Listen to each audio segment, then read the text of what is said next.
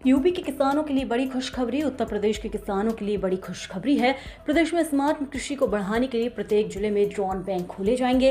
इन drone बैंकों के संचालन की जिम्मेदारी एग्री जंक्शन और एफपीओ के पास होगी। कोई भी किसान कीटनाशक और लिक्विड उर्वरकों के छिड़काव के लिए इन बैंकों से ड्रोन किराए पर लेकर इसका इस्तेमाल कर सकेंगे। विश्व बैंक पोषित योजना यूपी एग्रीज के सहयोग से राज्य सरकार इन ड्रोन बैंकों को 50% अनुदान पर ड्रोन उपलब्ध कराएगी।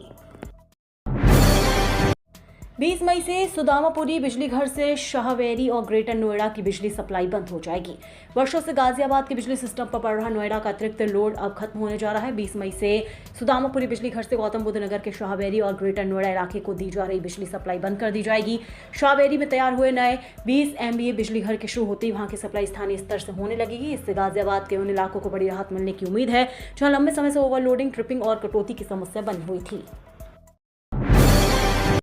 यूपी में जनगणना के पहले चरण का सीएम योगी ने किया शुभारंभ। मुख्यमंत्री योगी आदित्यनाथ ने गुरुवार को जनगणना 2027 के प्रथम चरण का शुभारंभ करते हुए कहा कि जनगणना केवल हेड काउंट नहीं बल्कि समग्र और समावेशी विकास का मजबूत आधार है। उन्होंने प्रदेशवासियों से अपील की कि वे जनगणना में सक्रिय सहभागिता करें और सही जानकारी उपलब्ध कराएं ताकि योजनाओं का लाभ अंतिम व्यक्ति तक पहुंच सके। सीएम योगी ने कहा कि हमारी जनगणना हमारा विकास के संकल्प के साथ मकान सूचीकरण कार्य शुरू किया गया है। अब स्वाद के मामले में यूपी को मिलेगी नई पहचान। उत्तर प्रदेश अब अपने ऐतिहासिक और धार्मिक महत्व के साथ साथ खान पान की विविधता के लिए भी नई पहचान बनाने की तैयारी में है।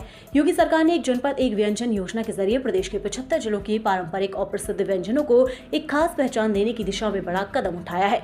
इसके तहत सभी जिलों के मशहूर पकवानों की मैपिंग पूरी कर ली गई है। उत्तर प्रदेश की योगी सरकार ने 1 जुलाई उत्पाद योजना के बाद अब 1 जुलाई एक व्यंजन योजना को मंजूरी दी है।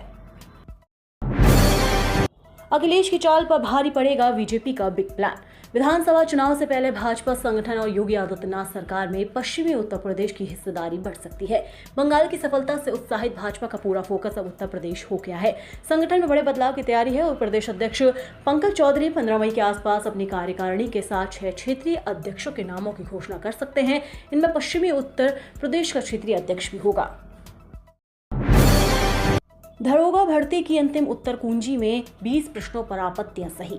उत्तर प्रदेश पुलिस भर्ती एवं प्रोन्नति बोर्ड ने एसआई भर्ती की लिखित परीक्षा का परिणाम और अंतिम उत्तर कुंजी प्रकाशित कर दी है। अभ्यर्थी आधिकारिक वेबसाइट पर जाकर रिजल्ट और उत्तर कुंजी देख सकते हैं। उत्तर कुंजी आधिकारिक वेबसाइट पर सिर्फ 14 मई तक ही उपलब्ध रहेगी। अंतिम उत्तर कुंजी में 8 प्रश्नों के विकल्पों में त्रुटि मिली, 8 प्रश्नों के 1 से अधिक विकल्प सही मिले और 4 प्रश्नों के उत्तर विकल्पों में बदलाव किया गया। भर्ती बोर्ड ने इन प्रश्नों के अंक वितरण का तरीका भी बताया है। दीदी आप हारी नहीं हो, ममता बनर्जी से मिले अखिलेश यादव। सपा अध्यक्ष अखिलेश यादव ने गुरुवार को कोलकाता में पश्चिम बंगाल की मुख्यमंत्री ममता बनर्जी से उनके आवास पर मुलाकात की। इस बैठक में टीएमसी के राष्ट्रीय महासचिव अभिषेक बनर्जी भी मौजूद रहे।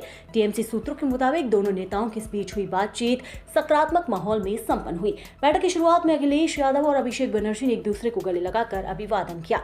बातचीत के दौरान अखिलेश ने अभिषेक से कहा, आप सबने कितनी सराहनीय लड़ाई लड़ी है। बरेली से हल्द्वानी तक दौड़ेगा नया green field expressway. Moradabad connection से यूपी उत्तराखंड यात्रा होगी सुपरफास्ट। उत्तर प्रदेश और उत्तराखंड के बीच सड़क परिवहन को आधुनिक और तेज बनाने की दिशा में भारतीय राष्ट्रीय राजमार्ग प्राधिकरण ने एक बड़े इंफ्रास्ट्रक्चर प्रोजेक्ट पर काम तेज कर दिया है। बरेली से हल्द्वानी तक लगभग 100 किलोमीटर लंबा ग्रीन फील्ड एक्सप्रेसवे बनाने की योजना तैयार की गई है। इस महत्वाकांक्षी परियोजना के लिए सीमांकन की प्रक्रिया शुरू हो चुकी है, जिससे संकेत मिल रहे हैं कि आने वाले समय में उत्तर भारत की यात्रा पहले से कई ज्यादा आसान और तेज हो जाएगी। ओपी राजभर ने अखिलेश से पूछा सवाल, कानपुर में बस नहर में गिरी। ओपी राजभर ने सपा अध्यक्ष अखिलेश यादव पर निशाना साधते हुए आरोप लगाया है कि सपा और आईपीएसी की फंडिंग पश्चिम बंगाल के कथित कोयला घोटाले से जुड़े पैसों से हो रही थी, लेकिन बंगाल में ममता की हार के बाद उन्होंने ये डील तोड़ दी है।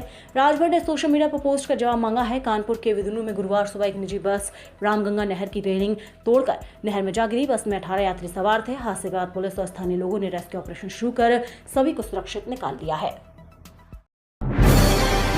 रात भर में सभी प्रीपेड स्मार्ट बिजली मीटर हो जाएंगे पोस्ट पेड। यूपी के बिजली ग्राहकों को बड़ी सौगात देते हुए स्मार्ट प्रीपेड मीटर को पोस्ट पेड में बदलने का ऐलान हुआ है।